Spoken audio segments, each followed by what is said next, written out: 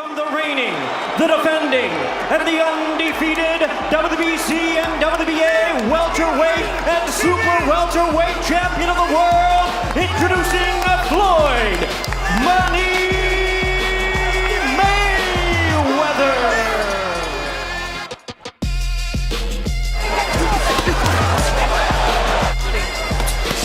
And there's a stiff right hand to the body by Mayweather. Very good when he gets tired. Quick left hook by Mayweather and came in. Sometimes it's the right hand, sometimes it's the left hook. Huge round for Mayweather here in the eighth.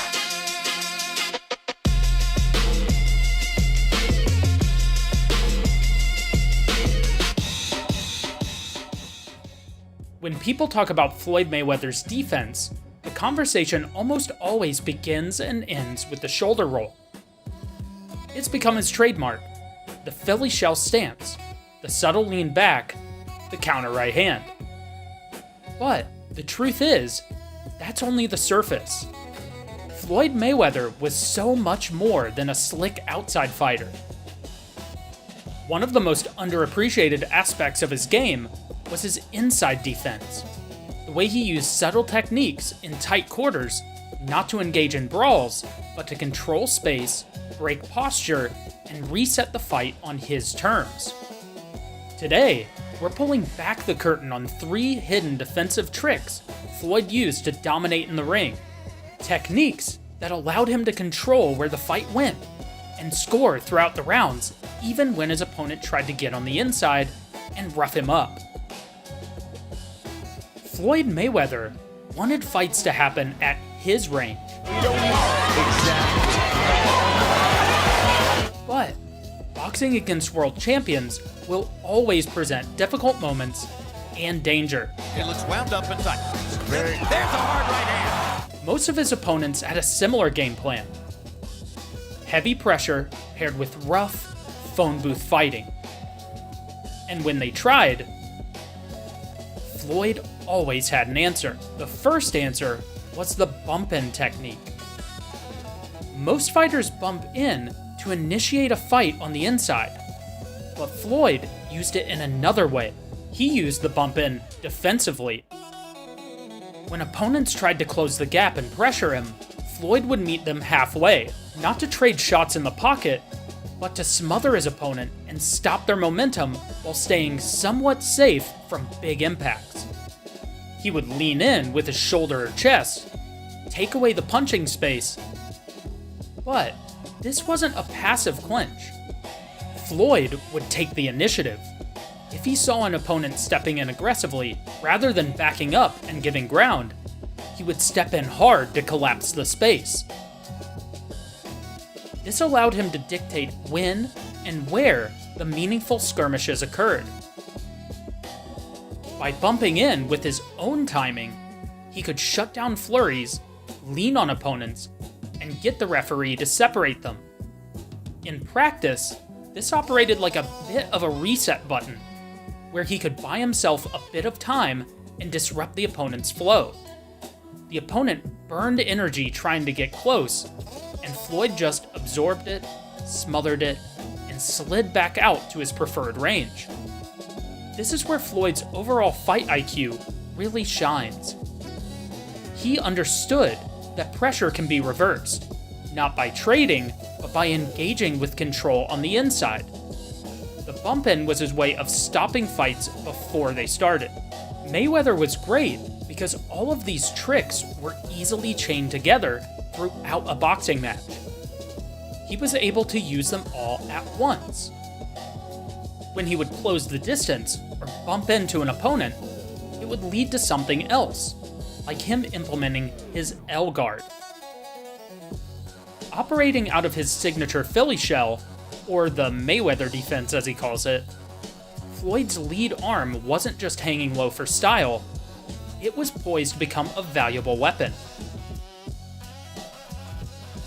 With a simple lift of his forearm, Floyd could form an L shape, pressing his forearm horizontally against the opponent's guard or chest. That lead arm acted like a steel bar. It gave him positional advantages to block punches, disrupt rhythm, set hand traps, and it created just enough space for Floyd to escape or counter. The way Mayweather used this guard was so crafty. It wasn't just a shield to bully opponents or block the heavy punches, he also leveraged it for hand fighting. He would lay his lead arm across the opponent's lead or rear hand, which not only snuffed out their punches, but also created space for counters. It gave Floyd just enough control to find defensive gaps and capitalize on them. Really, he used his forearm better than anybody.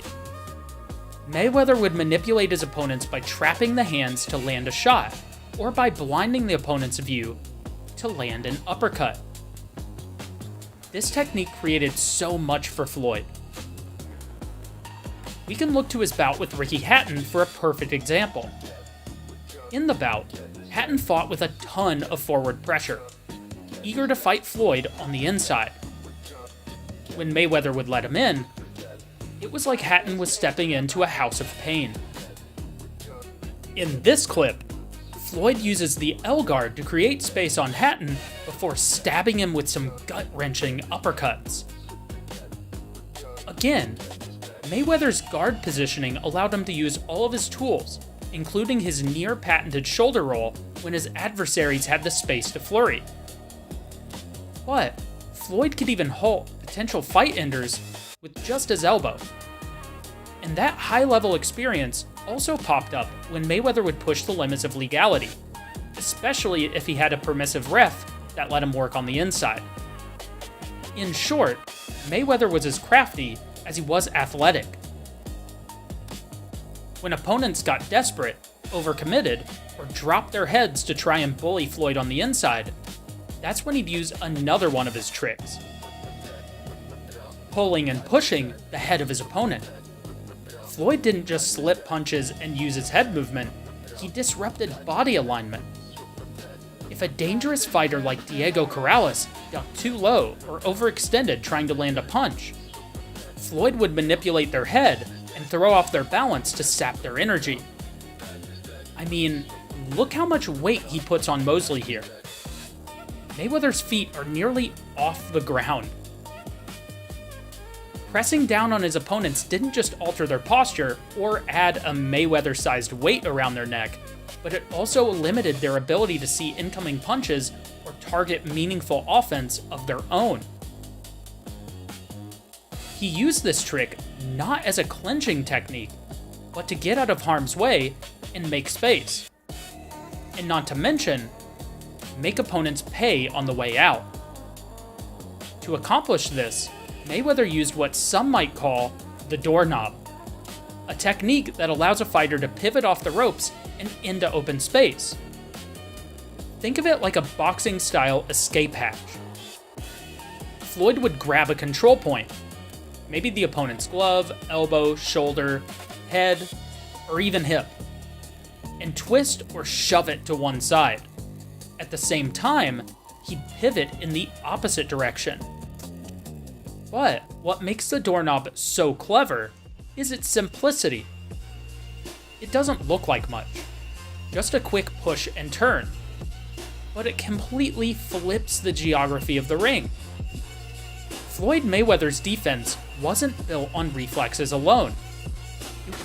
It was about positional dominance, and these hidden techniques, the bump end to smother attacks, the L guard to trap and block, posture manipulation, and the doorknob escape, all were used to control the fight and be one of the most dominant boxers ever. He was able to chain all of these tricks together in the heat of battle with seemingly little effort. For aspiring fighters and students of the game, these are the details that separate good defense from elite defense. So, if you want to emulate Floyd Mayweather, don't just copy the shoulder roll. Study the clinch, study the framing, study how he manipulated posture, created angles, and turned defense into offense. Because that's the genius of Floyd Mayweather. He didn't just avoid the fight, he controlled it. From the outside, the inside, and everywhere in between.